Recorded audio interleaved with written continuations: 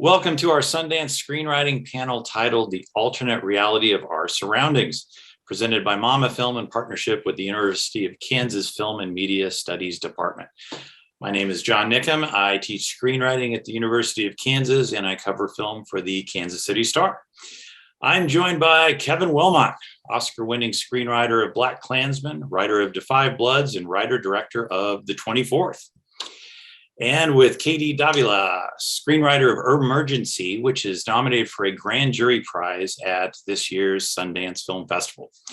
Welcome. Good to see you guys. Hey, John. Good to see you, buddy. Yeah, great to meet you guys. We titled this virtual panel, The Alternate Reality of Our Surroundings. That's my subtle nod to an album by the band Fishbone. It feels like reality is a moving scale these days. How do you find the essential truth of the subject you're writing about? Kevin, want to open that up? Wow, well, that's a tricky one, John. Yeah, I think each project, of course, is different. Each story is different. You try to you kind of try to find your truth in it. I think everybody's truth is different. Hopefully you find a truth that most people can kind of relate to, can understand, can kind of invest in and be involved in. But in the end, it's kind of your truth. I mean, it's that, everybody looks at things differently, as the pandemic has shown us. Unfortunately, everybody looks at things differently here, which is killing us. But I won't get into that. But you have to try to bring what you understand about the world to whatever project you're working on, and you try to bring those values and insights and principles and thoughts and all of that to what hopefully is the point, the truth point of the project, and try to make it yours. Katie, same thing. Essential truth. What's the trick to doing that? I mean, I think, like, along with what Kevin was saying, it's a lot of, I think, just listening and looking at the world and just taking it all in. There's that old saying that writers are like the canary in the coal mine of the world. And I think that writers tend to be kind of neurotic people who are worried about things. And so I think that's what it is. It's a lot of paying attention and just looking at people and trying to, I feel like a lot of writing really is just sitting there and thinking about things. You're not sitting there typing on your computer all the time. You're just it looks like you're doing literally nothing, but you're just, contemplating the universe, I guess, and being able to like Kevin said, it is filtering it through your truth, your point of view. And I'm a millennial, I'm a Mexican American woman from Los Angeles, and so a lot of the things that I view, I filter through that perspective. And I think that's part of the important thing, is realizing that your subjective view of things is valuable. Right. Yeah. Kevin, two of your last three movies were based on true events. How much artistic license do you allow yourself to take with these stories? Well, it's always tricky when you kind of embrace a true story, because there's probably something in the true story that brought you to the project that's dramatic or interesting or important, whatever that made you want to tell the story. But the problem is, I call it the problem because what we do is we have to turn into a movie, and there are true events that happen in the world, true stories that happen in the world, and every detail of those stories are important. But unfortunately, you can't put all those details in a movie. at least not in the way they actually kind of happen usually. And so you had to make choices. And that's the tough thing about it. I mean, I'm actually working, kind of part-time on my own kind of growing up story, and there's all these important people in the story that I love and care about and were important to me growing up. And but they can't all be in the film because it just doesn't work that way, and so you have to make hard choices, and it really ends up being hard choices because they're hard choices because even when they're not personally connected to you, and they're, we all, I'm sure Katie can relate to this. You become invested in people, and they say important things, and they mean important things to you in the story, and you care about them as if they're real, even if they're not real, but they end up being real for you, and when you have to eliminate them or change their point of view or lessen their role in the movie because of structural kind of things, but usually that's often the case. It's like a death in the family.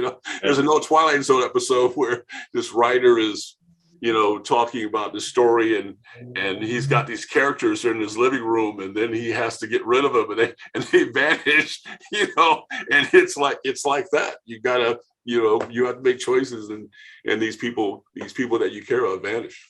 Excellent. Katie, I really enjoyed your movie. Can you give us a quick synopsis of Emergency? Sure. So Emergency is it is about a group of college students, and they are it's like the first night where it's going to be spring break, and they're all gearing up to like go to a party, but our main characters are two young Black men and one Latino man, and they they're about to go out for the night. They come home to their apartment and find an unconscious white girl on their floor, and they don't know who she is, and they don't know exactly like what happened to make her end up this way.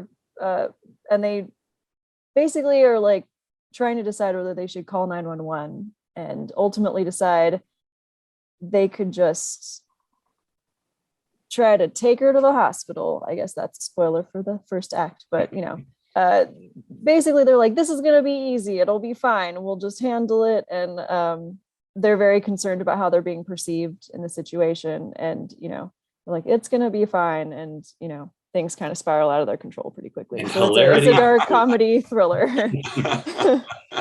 I always advise my students that the most pragmatic reason to make a short film is to get a feature film. And that's exactly what happened to you, Katie. Can you take us through the process of how the short Emergency became the feature Emergency? Yeah. So the short Emergency, I wrote it in part of a fellowship that I was in called Film Independence Project Involved program. And I had not intended it to be a feature film. It was not a proof of concept. I wanted to tell a story that was a self-contained short film. And it was funny because like the short, I wrote it back in, I think it was like 2016. It like Trump had just been elected, and the concept of police shootings and things, like it became very topical to the rest of the country in 2020, very acutely so. But this has been a problem, obviously, that's been going on for a very, very long time. Like it's not new. I'm Mexican American from Los Angeles, as I said. I grew up as the pale person in my family, and growing up, I saw this phenomenon where my dad and other men in my family primarily had to do this strange calculus every time we went anywhere, considering how am I being perceived? Do I seem like a threat right now? What can I do to not seem like a threat? And like taking all these extra steps to try to look like you're not like, a bad threat person. And even taking those measures, you can still get pulled over by the police for no reason. And the common thing that my dad would hear all the time was, you fit the description of a suspect, just so they could search his car. It was like always. And so, I grew up with that and wanted to make something like that. Was kind of the impetus for the short, was like, I didn't want to do something that was a tragedy, because I feel like we see so many tragedy narratives, and like, we should know by now that it's not good. Like, obviously, I wanted to do something that was going to be kind of cathartic for people who've been in that position and like had to do that, like the absurdity of having to do that calculus of like, how do I look right now? Like, that you're in this emergency situation. So anyway, that's where the short came from. And then expanding that out into a feature, I didn't expect to do that until we were at Sundance, and Carrie, we ended up winning like the special jury prize. And Carrie was like, we're doing the feature. Like, he just like, people started asking, and he was like, we're doing it. And I was like, okay, I guess I should start thinking about it. And yeah, I mean, it was definitely a tightrope walk to try to like, you keep the tension throughout the entire film, but also keep the tone consistent. Like, the fact that it has all these like really emotional moments, but also it's a comedy, and it's like, it looks like it's going to be like super bad, but then it's like not. Right. So, trying to walk that line and make sure that it doesn't go one way or the other too much was, it was a challenge, and hope we pulled it off. Emergency taps into this paranoia that minorities feel when pulled over by police. Have you ever been part of a police stop that's gone wrong?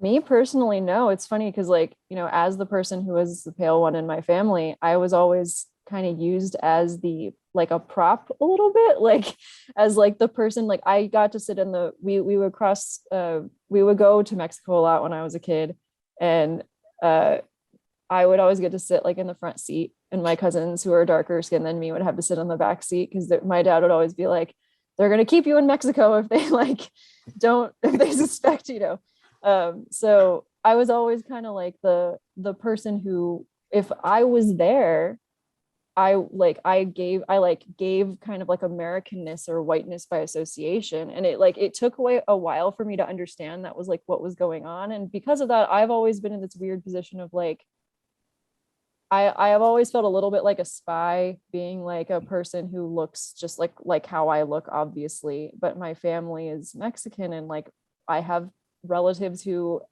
pass very easily for white, and like no one would suspect. And they like, we really get the benefit of not having to deal with that shit. And then it's just absurd to me that like in the same family unit, you can have people who are treated so differently. And it's very much just based on like colorism, perception. And I mean, so anyway, that was like, I have not personally, but like I have, I mean, it's definitely happens to my friends, my family members all the time. Kevin, have you ever been pulled over in a bad That's funny, dude. I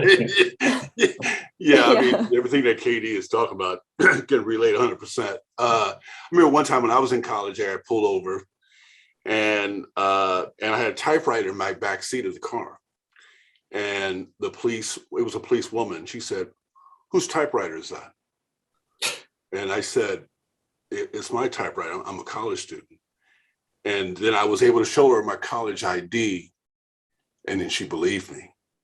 And she actually apologized, which I think she apologized because she was a woman. I think if it had been a dude, he wouldn't apologize. Nope. That's one that really has always kind of stayed with me. Whose typewriter is that? And,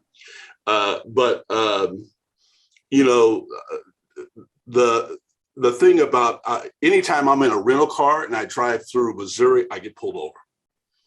Anytime, always.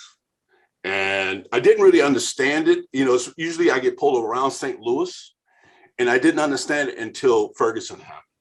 Okay. And that's when I really started to kind of make the connection that anytime you see a Black person in anything, out of state car, rental car, anything, Black car, Black person, rental car, drug dealer, you get pulled over.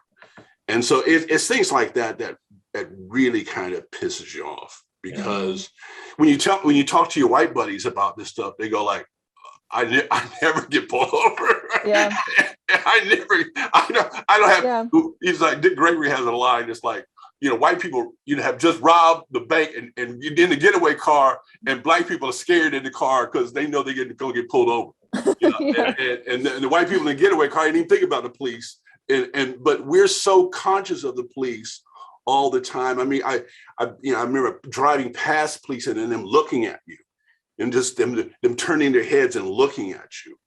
That kind of stuff. I remember one time we were making our film Bunker Hill, and Ranjit Arab, who is is Indian, from Indian descent, and he got pulled over for a speeding ticket in a rental car. They took the car from him and left him on the side of the road in a little small town out in the middle of nowhere. And man, it's so, I can go, Yes. I got a couple more movies for you, Katie. No, I mean, it's crazy because like I remember originally like just I talked to my dad like basically every single day, and I just remember talking to him about the concept for the movie. It's funny because it didn't even occur to him that that's not a universal experience. Like it was hard for him to believe for a long time that that's not something that like has happened at least once to everybody. It happened to him all the time, and it's just like he's like, wait, that doesn't happen to no, it doesn't. It doesn't happen. And that's one of the most frustrating things about that reality is that even when you tell people about it, they really don't understand it until you've kind of experienced it. It's one of those things that you have to kind of experience and develop a fear of police, Mm-hmm. to really kind of get like what clearly your movie's about, that whole thing of what, how do you respond to something that normally you just would call 911 and say, hey, there's somebody in my house. But you do that and you could be going to jail for the rest of your life. I mean, and it's really funny because even when we were pitching the project initially, just like because like we had made the short film, people had watched it, and then I wrote the feature on spec, and then I remember we took it several places, and like I'm sure these people are lovely, but it was really funny to me and to Carrie, the director, that they were like, so like, we just don't really understand like why they won't call 911. Like, can we make them maybe like they're drug dealers or something, like to make sure that like we understand why we're like, no, the whole point is that they have done nothing that like a normal college student wouldn't do. Like, yeah, they smoke pot a little bit, but like it's legal in many states now, but like, Right. they smoke some pot, but like they have done nothing wrong. But like it was just amazing to us that people were like, why? Just like, I just don't really like fully, I'm like, how, I don't know, how do you not understand? Was just crazy. Yeah. So. Yeah, well, that's a big one. That's a big one. Speaking of alternate realities, how has the pandemic affected your filmmaking career? Kevin? Well, it really kind of hurt our film the 24th because, we had a small theatrical release, but nobody was going to theaters, and I think the nature of that film, it's a challenging kind of film. And, the stuff that has done well during the pandemic has been more kind of escapist kind of fare. I kind of argue, Mm-hmm. which understandable. I'm watching that stuff too, So I mean, it's when a big studio movie gets hurt by something like a pandemic, smaller films really get hurt because they don't get the attention and the eyes and the conversation that you hope that they can generate. And so that's probably been the biggest. I mean, the good news on my end is that I'm here writing all day, so because there's nowhere to go. But in terms of the effect on a film, it's unless you got a big studio movie that has a lot of money behind it, typically it hurts a little bit. Katie, how has it affected your career? I mean, I feel like one of the things that was the only, I guess, thing that wasn't horribly affected, at least for the first like half of the time, was writers, just people who were just purely writers, just because no one had anything to do but read scripts and like develop scripts. They're like, well, we can't do any production, so let's write stuff. So I feel like I was the busiest I've probably ever been for the first like, how many years are we in? I don't even know.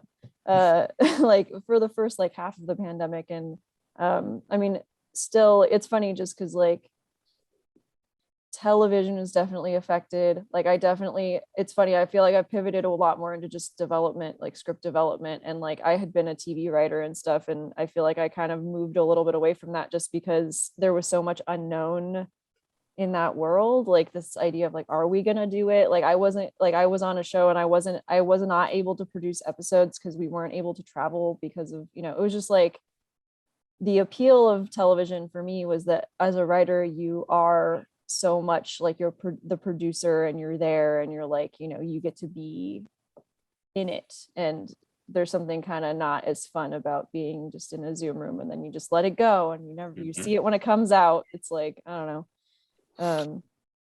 Yeah. Katie, what can a major film fest do for the career of a screenwriter?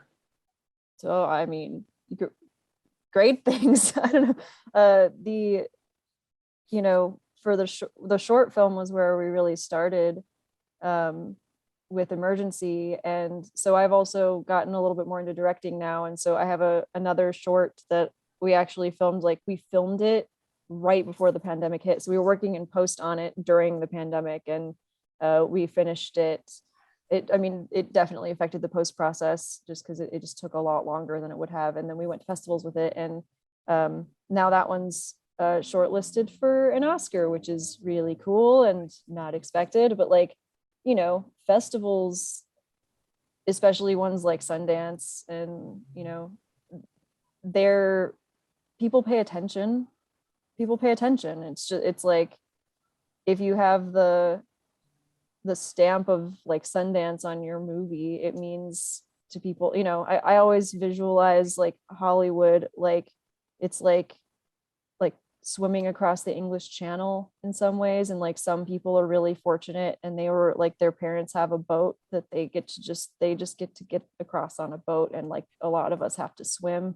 And it's like getting Sundance is sort of like having a boat pull alongside you and like pull you onto it. And you're like, I can breathe now. So, for me, Sundance was, that was the first time that, I had ever really written. It was the first short I ever made that I like, that wasn't just like a silly thing that I did with my friends. Like that was, so it was the first like real piece of filmmaking that I feel like I was involved in. And it just has done everything. Like, after that, like it was much easier to get attention for the feature film. And, it was just, it's been great. It's been great. Kevin, remind me, have you had a film at Sundance? CSA premiered at Sundance, and The Only Good Indian also premiered at Sundance. Okay. So yeah, Sundance was very positive for me. And have you heard of the Oscars before, Kevin? Or are you familiar with them? Yeah, I think I got to go to one of those ceremonies at one time, and there were a lot of movie stars there. Do you have a favorite festival story of any kind? Favorite moment? Boy, I don't know if this. Well, I don't know if this is technically a festival story. It's kind of a. Anyway, when I was making CSA, we're hustling, and a lot of times when I made a film. You make a film and you kind of set a date and you have a big screening set up. So it gives you a real kind of, target that you have to reach to get the film finished and so that it just doesn't linger into, forever. And so we had this date set and the screening was sold out, packed theater in Kansas City, which is about an hour, Katie, from Lawrence, where I live. and we're still working on the movie, and we only had half the movie finished. So we edited, we printed out, we made a tape of the first half of the film. I sent one of my guys to Kansas City with that tape. They started the film while we were finishing the other half of the movie. Wow. And then we finished the other half of the movie and then drove to Kansas City and got it in the tape before.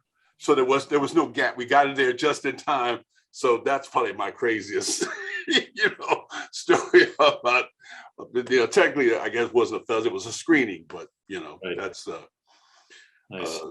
That's my lunatic story on that one. I also recall you were in England for BlacKkKlansman. Yes, yeah, and that was the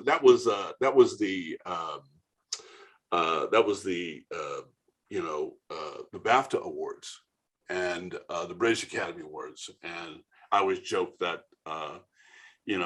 afterwards, if you win, you get to go on stage and everybody leaves. Then the Prince Prince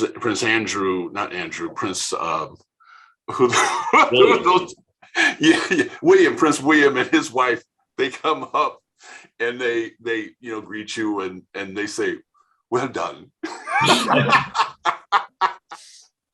and that was pretty cool for a little broke ass black country boy having Prince William say, "Well done, well done." That was pretty good. The Oscars are often attacked for their seesawing attempts at inclusion. Are things improving for minority voices in Hollywood, Katie? I mean, I think so.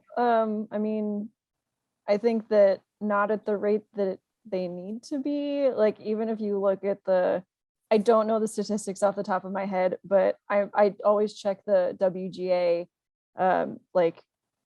the WGA releases essentially the demographics every year, and every single population is underrepresented. Every single minority population is grossly underrepresented in the Writers Guild. And the stories that we hear start with writers, and if you don't have representation from writers, then you're not hearing so many stories. And being an artist is, like I said, it's like that, you're swimming across this fucking channel, and if you don't have the raft, if you don't have a boat, it's hard. And so many people start with that. They start with the privilege of being having that, and that could either be money, that could be having connections, and I think that's a reason why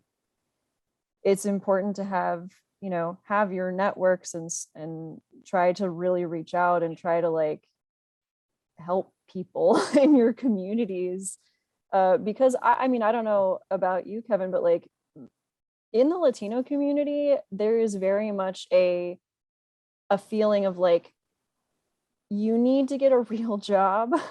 You need to be practical, practical. And I think the Latino community is extremely underrepresented in the arts in general, just because there's this very you need to get a real job mentality. And my family, my dad was telling me to get a backup. He was always every time we would talk, he'd be like, you should get an MBA or something as a backup. As I was working on a television show already, he was like, I don't know, I might fall apart. Now he feels a little bit better, but I do think that there's not as much of you can do it feeling in a lot of minority communities, because even if you aren't I'm not an immigrant, but I am descended from fairly recent, I guess, immigrants. And even if you're second or third generation, that carries down of this idea of you need to work, you need to we tried, it was hard to being here, and you need to don't mess it all up for yourself. And it really is hard. Yeah, I would really second that, Katie. I think that work ethic thing is kind of defines people of color. Either most people of color Black and brown people, yellow people, you know, they're working hard every day, and you know, and it's kind of a luxury to get to do what we do. You know, I mean, that's you have to kind of step outside of all of that to do it. And when you get an education, that really kind of enables you to have a chance to kind of to maybe be a little more successful at it than a lot of other folks that don't have an education. You know, I was fortunate enough to kind of find a teaching job, so that kind of enabled me to take care of my family while I did all this other stuff, made films and wrote scripts. But yeah, it's tough. It's really tough. And you know, fortunately, my parents, it was so outside of, you know, their world that they never told me what to do. They were just glad I wasn't in prison. You know, it's like, hey, you're doing good, son. Keep on doing it, baby. You know, and so, you know, it's all relative in that sense, but but the numbers, it has gotten a lot better. When I used to walk into a meeting with a studio, I could tell when they saw me, they would kind of, oh, he's Black. I didn't know he was Black. And, you know, Black, and there were no Black people in the room typically. And then when there was somebody Black in the room, you know, Spike has told me stories about they would go get Blacks from the mail room and put them in meetings and stuff, so that they'd have some people of color in the meeting. And, you know, and that thing you were talking about earlier about how they didn't believe, they had a hard time understanding the concept of, you know, these guys finding this girl in their, you know, and why they wouldn't call 911. That's a reason they don't understand that. Is what we're talking about. Mm-hmm. You know, when you kind of come from these other experiences and you know, and they're truly in the room, not just black and brown people who were there to just be eye candy kind of, you know, diversity eye candy, but people who have opinions, who've had experiences like the ones we were talking about, then you don't get those dumbass damn questions like that. Mm-hmm. And that's the shit that drives you crazy, you know, as a screenwriter and a filmmaker, is having to explain shit. I mean, this is the thing, like with my film, The 24th, you know, that film is exactly why white people are starting this movement against critical race theory, because, you know, my movies, I try to do my best to make you uncomfortable, because American history is uncomfortable. And that discomfort now in school and in universities in any kind of shape, form, or fashion, that there's been this huge backlash to that. And this backlash, you know, it all kind of comes from the fact that they don't want us to be honest about our experiences. So when those folks aren't in the room, like Katie was talking about, you know, it's all the same thing that ends up informing movies that are really not being honest about our experiences and making people feel better about things they shouldn't feel so great about. I mean, just think about it. If George Floyd, if the little girl hadn't been there with the video camera, we wouldn't even know who George Floyd is. Yeah. So you know, it just lets you know the power of film on so many levels. I mean, literally, this little girl takes this film of George Floyd and it changes the whole country. Yeah. And we're trying to make them be honest about film in this whole other kind of industry kind of way. Yeah, and I think that a lot of just like executives are, you know, a lot of the pressures on them is to, like, they want to make sure that the movie is going to be well received, and so there's often a lot of nervousness. Like, I mean, I think I was fortunate with Amazon and with Emergency, like they were actually pretty like, go for it, like, you know. Right. But I think a lot of places you get a lot of nervousness from executives, and they're just like, I don't know about this, like, can you just like compromise your entire theme of your project so that this is more palatable? And like, you know, you have to, I mean, it can be really hard, I think, especially if you don't have like the accolades and you don't have the clout already, just like as a young writer to like stand up and say no, like to be willing to walk away from something is really hard. And so there's, even if you do get in the door, which is hard, there's also the constant fight of like, I need to fight for the ideas that I believe in. Like sometimes if you're lucky, you'll have people who believe in the project and they'll stand by you, and they will, and you're sort of reassure, like if you can like look them in the eye and say like, this is important, that this is about this, and I'm not going to back down, like people will respect that. And you know, it's just funny to me that like I think as a young writer, like looking in, you look at executives and producers, and you're like, I think a lot of I don't know about, like I think a lot of writers are nerds, like at heart, even if they're cool, like they're still kind of nerds at heart. And I think that like a lot of people naturally have this this thought of like, you know, I want approval from people, like I want to like I've maybe if you've been a good student all your life, you know, you're like, you want the pat on the head from your teacher, or you want the good grade, you want the gold star. But in the entertainment industry, like you have to realize like these aren't your teachers anymore, they're collaborators, and like they're looking at you, and like your job isn't necessarily to please them, your job is to have a vision. And you know, I mean, obviously listen to what people say, listen to criticism and stuff, but like if you are getting something that's like basically like Bowdlerizing your idea, like you need to sometimes be willing to fight for it, and that can be really scary. So Definitely. Kevin, what's the first movie you remember seeing where you really took notice of the screenwriting? You know, I think I always say, I don't know if it was the screenwriting so much as it was just the way the movie looked. When I was a kid, I think I was in about fourth grade. I saw The Good, the Bad, and the Ugly, and you know, I always tell people we didn't see Disney movies. You'd get beat up in my neighborhood if you went and saw a Disney movie. It's like, he went and saw Bambi, man, kick his ass, you know, kind of thing. So we went and saw grown folks movies, and you know, The Good and Bad and Ugly was the first one that really I could tell that the filmmaking was different than anything I'd seen before, and it was cool. You know, the story was cool, and I remember lines from the movie, and I remember, you know, I remember for my birthday, I asked for the soundtrack of the album. I asked for the soundtrack album, and my mother said, "This is what you want." I said, "Yeah, this is what I want." It's like, okay. And my brother said, "That's when we knew you were weird." Katie, what's it's a good soundtrack. It's a great soundtrack.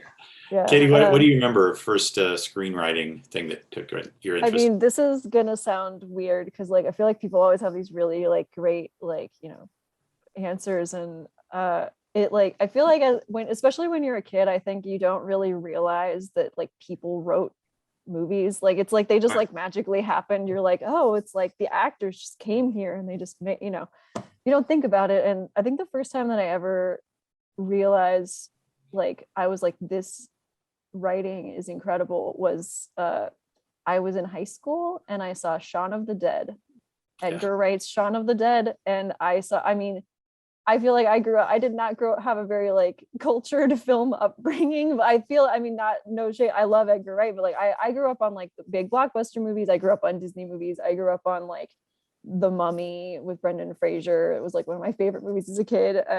Rush Hour, Jackie Chan, loved Jackie Chan. But like watching Shaun of the Dead, I was like, every single line, every single shot in that movie has like is like a double entendre sort, like, and it has like dual meanings. And I remember sitting there, like I was sitting like in my high school, like outside the auditorium, and I watched it once, and I had never done this really before. I was watching it, and I watched it again. I watched it twice in a row, and I was like, this is just amazing. Like the idea that you could, I mean, you know, the theme was about how, like, you know, it's like a zombie apocalypse, but nobody's noticing it. And like, because everybody's zombieing through their lives. And I mean, I was a high school student, so I was like, this is so deep, like, you know, I mean, but it really, and it was so funny. And the idea that you could use comedy in a way and like use just the kind of cleverness and like callbacks to things and visual humor was just like, I feel like that like weirdly unlocked a thing in my brain where I was like, oh my God, like, this is amazing. Like, this is an art form. Nice. Well, final question. Katie, what are you working on next? Next. So I am co-writing the feature version of my short Please Hold, the one that's currently shortlisted for the Oscar, so fingers crossed. But you know, we're co-writing it, and that one, I feel like, I mean, it's in the same like kind of tonal genre as Emergency. It's like it's a dark comedy thriller, but it's a sci-fi thing about it's about a young Latino man in the near future, and he's arrested by like the automated justice system. Like, it's basically in a very, we call it a normtopia future, like where you know, like police drones are a thing, like they are already a thing, but they're more automated, and like the entire system has been automated. And so he gets arrested by mistake, and he ends up in like this Kafka-esque like prison system, and is trying to get a hold of a human being. That's a great idea. Yeah, it's been fun, and I get to collaborate with my husband, so even better. Kevin, what do you got going?